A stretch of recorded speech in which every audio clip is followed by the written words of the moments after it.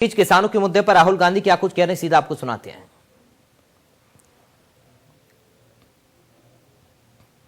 हुए मौसमी फ्रॉम आज तक।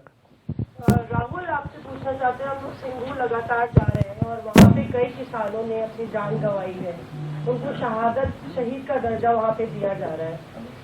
पर अगर आप देखिए तो लगातार इस तरह की सरकार भी एफिडेविट कोर्ट में दे रही है कि खालिस्तानी एलिमेंट है और वहाँ पे ऐसे संगठन है जो देश को विभाजित करना चाहते हैं।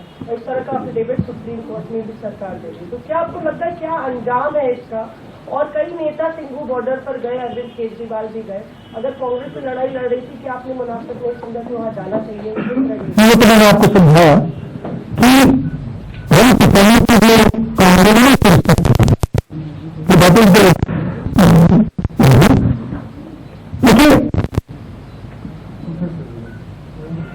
आपका पहला सवाल क्या था? सॉरी, कई किसान शहीद हुए हैं वहाँ पे ठंड की वजह से। खालिस्तान देखिए, गवर्नमेंट का अप्रोच एटीट्यूड है कि हमें सब कुछ मालूम है और हमारे खिलाफ जो भी बोलता है वो एंटी नेशनल है, क्रिमिनल है, ये उनकी अप्रोच है। हम तो बोल रहे हैं, हमें प्रॉब्लम दिखी, कोरोना के हमें प्रॉब्लम दिखी, हमने बोला गवर्नमेंट हमारा दुश्मन बना देती है। हमने चाइना की बात बोली, गवर्नमेंट हमारा दुश्मन बना देती है। बट हम वार्निंग सिग्नल दे रहे हैं। गवर्नमेंट को यह समझ नहीं आ रही है कि मान लो इन्होंने किसानों को दबा दिया, मामला वहां नहीं रुकने वाला, एनर्जी कहीं और से निकलेगी, युवाओं से निकलेगी, अनएम्प्लॉयड यंगस्टर से निकलेगी।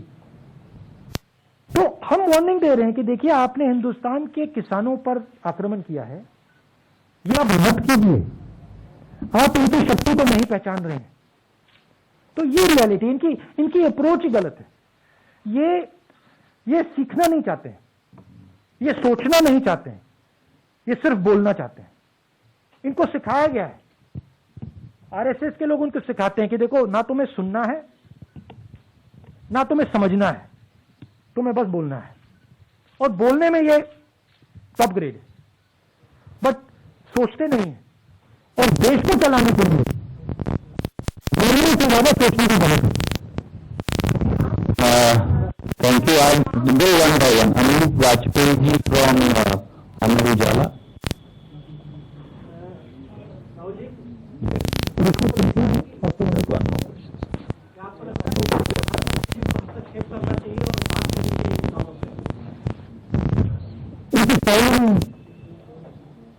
अब उनकी स्टाइल ही नहीं है, उनकी दूसरी अप्रोच है। तो मेरे बोलने से क्या फायदा? I'll come to you. Sunil Prabhu from NDTV.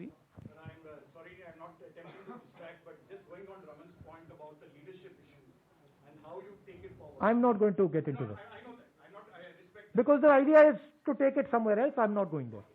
But my point is that you have been fighting the Congress party and the opposition, be it in Parliament and elsewhere. You went to the president and everywhere. All options seem to be out, and now you yourself pointed out the media is not there, the judiciary is compromised, there is a parliament which is compromised.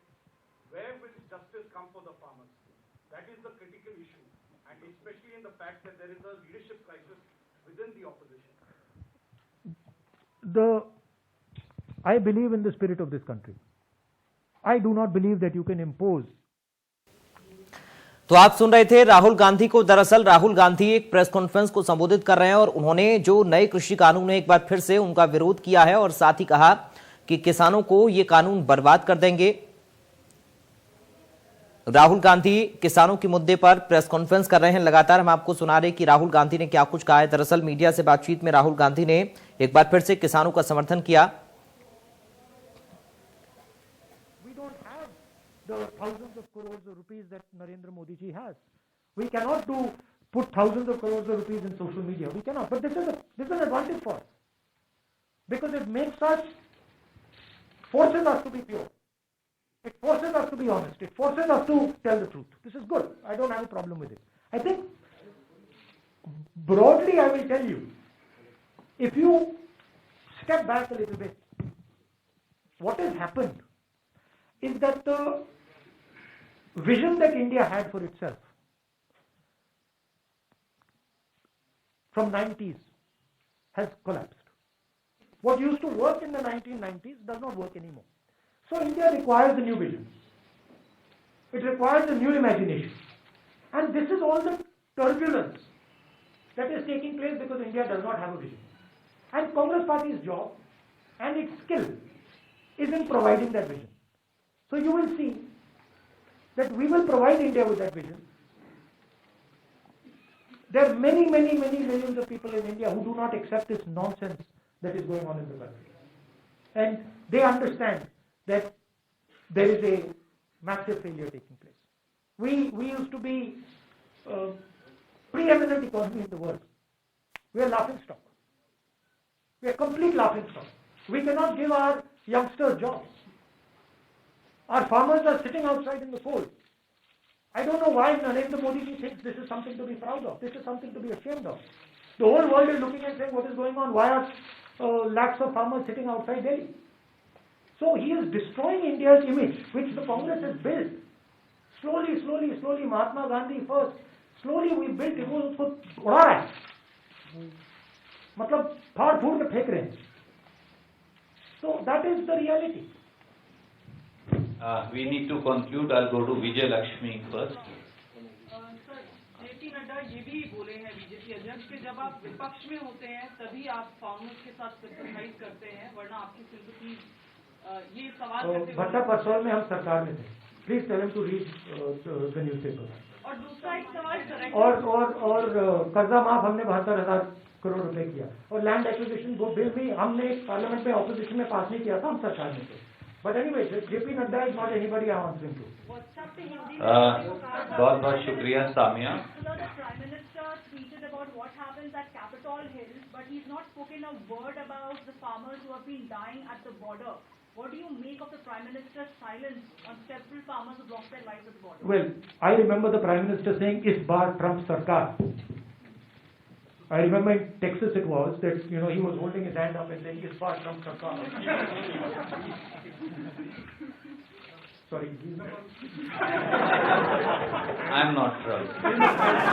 I'm Joe Biden. The point is whether he is Trump or Joe Biden. The point is whether he is Trump or Joe Biden, right? As the Prime Minister of a country, you don't do something like that. Because you're disrespecting the people of the United States by doing this. Because this is their choice, not your choice. So it is a lack of understanding of fundamentals. And now of course, Trump lost. So. Thank you, Supriya. अच्छा हाँ देखिए Not be booked as for treason and as a traitor because he's leaking and classified information. वो किसको book करना है? वो journalist को book करना है या उसको उनको बुक करना है जिन्होंने इंफॉर्मेशन दिया, या दोनों को बुक करना है?